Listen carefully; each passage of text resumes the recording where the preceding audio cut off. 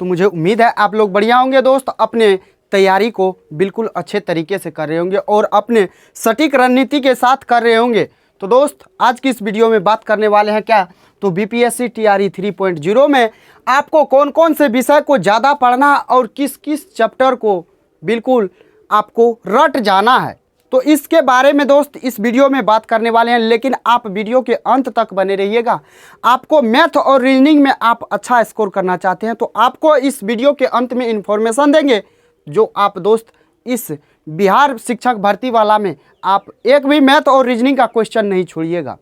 तो आप बने रहिए वीडियो के अंत तक। तो आइए सबसे पहले आपके मोटिवेशन के लिए कुछ बातें बताते हैं दोस्त। देखिए दोस्त, आपको इस मेहनत के भट्ठी में जलना होगा या तो आपको अपने सपने को जलाना होगा। अगर आपका सपना है जो शिक्षक बने इस भर्ती में, तो दोस्त आपको ये 20 दिन सही रणनीतिक सटीक रणनीति के साथ आपको तैयारी करना होगा। और दोस्त एक लाइन याद रखिएगा, यूं ही नहीं मिलती तमन्नाओं की शहर, मंजिल पाने के लिए चलना भी पड़ता है। यूं ही नहीं मिलती तमन्नाओं की शहर, मंजिल पाने के लिए चलना भी पड़ता है दोस्त। और यूं ही नहीं मिलती कामयाबी, मेहनत करना पड़ता है। तो माय डियर, इस बात को आप याद रखिएगा। और एक बात जानते हैं आप लोग, जो दोस्त अगर खैरातों में आपको नौकरियां मिलते तो नौकरियों का इतना कदर नहीं होता, इतना कंपटीशन नहीं होता। हर आदमी एक जॉब वाला होता, हर पर्सन एक जॉब के साथ होता दोस्त। इसीलिए आपको ये कंपटीशन बढ़ गया है। तो आपको मेहनत जी जान लगा के करना पड़ेगा। आपको मेहनत की भट्ठी में आपको अपने आप को जलाना होगा। नहीं तो दोस्त आप शिक्षक बनने का या कोई भी जॉब लेने का आप सपना को छोड़ दीजिए। अगर आप मेहनत नहीं कीजिएगा, आप मेहनत की आग की भट्ठी में नहीं जलाइएगा अपने आप को, तो उस सपने को आपको उस भट्ठी की आग की भट्ठी में आपको जलाना होगा। और दोस्त आइए अपने वीडियो को शुरू करते हैं और वीडियो में आइए बने रहिएगा अंत तक। आइए सबसे पहले बात करेंगे जो आपको कौन कौन से चैप्टर को ज़्यादा इम्पोर्टेंस देना है, कौन कौन से विषय को आपको ज़्यादा पढ़ना है। यानी इस 20 दिन के अंदर जो इस 20 दिन सटीक तरीका से सही रणनीति के साथ तैयारी करेगा ना, उसका नौकरी दोस्त पक्का है। एक बात को याद रखिएगा, इस बात को आप ध्यान में रखिएगा। तो कौन कौन से विषय को पढ़ना है, सबसे पहला विषय को आप देखिए, हिस्ट्री आता है हमारा। हिस्ट्री से दोस्त बहुत ही ज़्यादा इम्पोर्टेंस है हिस्ट्री सब्जेक्ट जो है, इसमें आपको क्या पढ़ना है क्या नहीं पढ़ना है। तो सबसे पहले आप अगर 20 दिन है ना, तो कुछ नहीं पढ़ना, आपको क्या पढ़ना है, तो INC पढ़ना है। INC पढ़ना। INC क्या होता है, इंडियन नेशनल कांग्रेस, यानी भारतीय राष्ट्रीय कांग्रेस, या आप इसको ये नाम से भी जानते होंगे भारतीय राष्ट्रीय आंदोलन। तो इस चैप्टर को आपको रट नहीं घोल के पी जाना है। आप इस चैप्टर को बहुत ही अच्छे से पढ़िएगा और बारीकी से पढ़िएगा। इस चैप्टर में बहुत डीप तक जाता है सवाल। तो इस चैप्टर को जब पढ़ लीजिएगा पूरा, आप इसका पार्टिकुलर सब्जेक्टिव पढ़ने के बाद आप ऑब्जेक्टिव लगाइएगा और आप देखिएगा जो इस चैप्टर में कितना पानी में हम हैं दोस्त, तब जाके आपका स्कोर बढ़ेगा। और इस चैप्टर को पढ़ने के बाद हिस्ट्री में याद रखिएगा, जब आपका टाइम बचेगा तो आपको मॉडर्न हिस्ट्री पढ़ना है। मॉडर्न हिस्ट्री को आप चाट जाइएगा, रट जाइएगा, समझ गए। आपको इतना चीज़ करने के बाद हिस्ट्री में आपका टाइम नहीं बचेगा, यानी आपको टाइम नहीं बचेगा। आप इतना चीज़ कर लीजिएगा हिस्ट्री में। उसके बाद आइए ज्योग्राफी में आते हैं। ज्योग्राफी में आइएगा तो दोस्त आप एक बात को याद रखिएगा, इंडियन ज्योग्राफी को पढ़ना है। वर्ल्ड ज्योग्राफी को नहीं पढ़ना है, इंडियन ज्योग्राफी को पढ़ना है।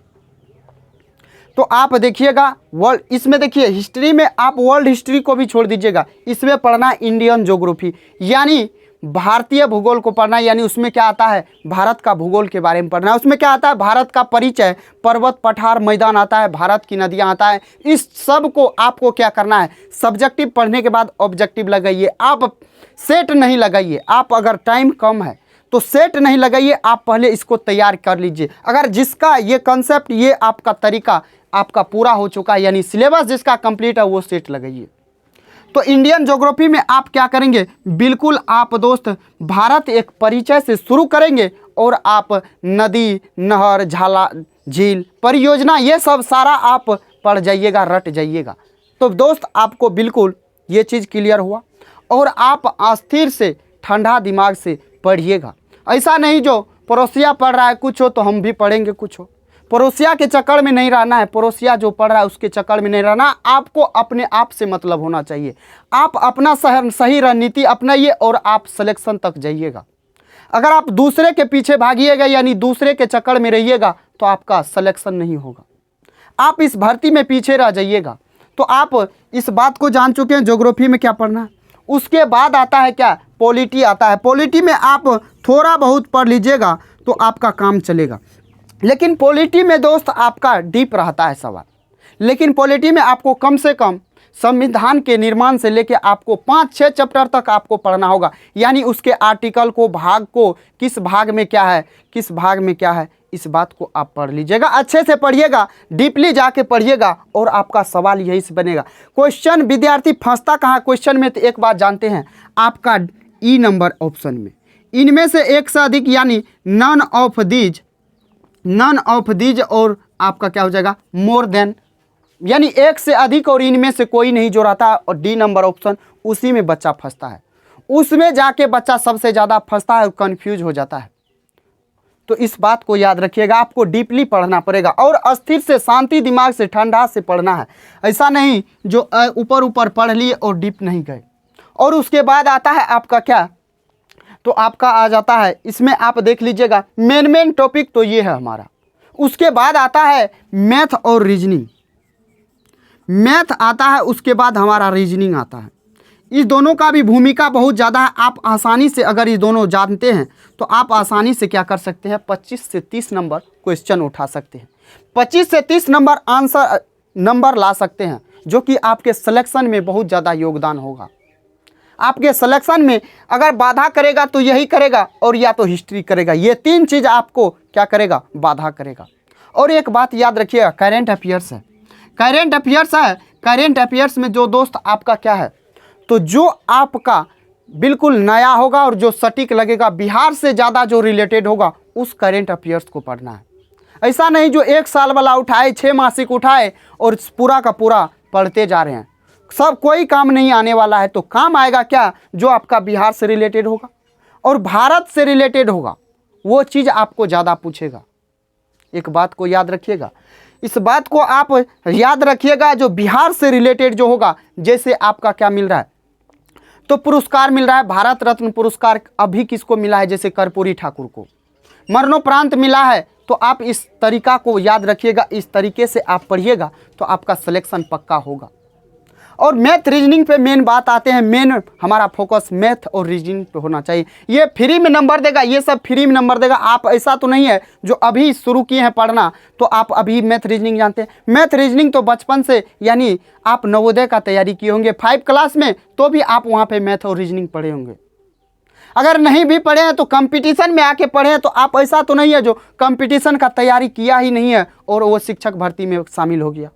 कंपटीशन का तैयारी तो किए होंगे ना, तो उसमें तो आप मैथ रीजनिंग पढ़े होंगे, कुछ तो पढ़े होंगे, तो आपको तो आता होगा। इसका फोकट का नंबर आप कैसे उठाइएगा, तो आप दोस्त एक बात याद रखिएगा, अगर आपका मन है जो मैथ और रीजनिंग बिल्कुल जीरो से इस 20 दिन के अंदर कौन कौन सा इंपॉर्टेंट टॉपिक है और उससे आपको सवाल पूछा जाएगा, और तो आप कमेंट जरूर कीजिएगा। जो दोस्त आपको इस चैनल पे आपको मिलेगा, तो बिल्कुल जीरो लेवल से सिखाएंगे और कौन कौन से चैप्टर से ज़्यादा सवाल पूछा जाता है उस सवाल को कराएंगे, उस चैप्टर को कराएंगे और बिल्कुल जीरो से समझाएंगे। जो गणित का कभी भी नाम नहीं सुना होगा तो उसको भी गणित समझ में आएगा और सीखेगा। तो आप आइए मैथ में पहला चैप्टर देख लीजिएगा। तो दोस्त चैप्टर तो रहने दीजिए, लेकिन आप कमेंट जरूर कीजिएगा जो आपको वीडियो चाहिए या नहीं चाहिए। मैथ और रीजनिंग का इस 20 दिन में अगर आप 20 दिन कड़ी मेहनत के साथ तैयारी करते हैं तो आपका सिलेक्शन दोस्त पक्का हो जाएगा, पक्का हो जाएगा। तो दोस्त मुझे उम्मीद है आप क्या पढ़ेंगे, क्या स्किप करेंगे। आलतू फालतू चीज़ नहीं पढ़ना है, आलतू फालतू चीज़ पढ़िएगा तो आप सिलेक्शन के पीछे रह जाइएगा। सिलेक्शन होने में बहुत ज़्यादा कठिनाई होगा।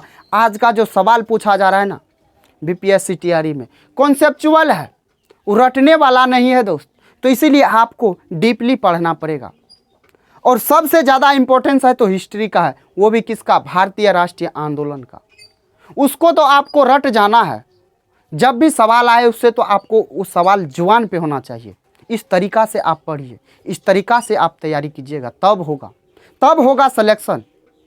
और मैथ रीजनिंग का जो इम्पोर्टेंस है ना, ये आपका फोकट का नंबर देगा। बिल्कुल आसान सवाल सब पूछता है, लेकिन ट्रिकी सवाल पूछता है। तो अगर आपका आदेश होगा तो आप कमेंट कीजिएगा, आपको बिल्कुल मैथ और रीजनिंग का दोस्त शुरू कर देंगे। कल से शुरू कीजिए, करेंगे। जैसे आप कमेंट कीजिएगा, ऐसा नहीं नया समझ के नहीं, जो होगा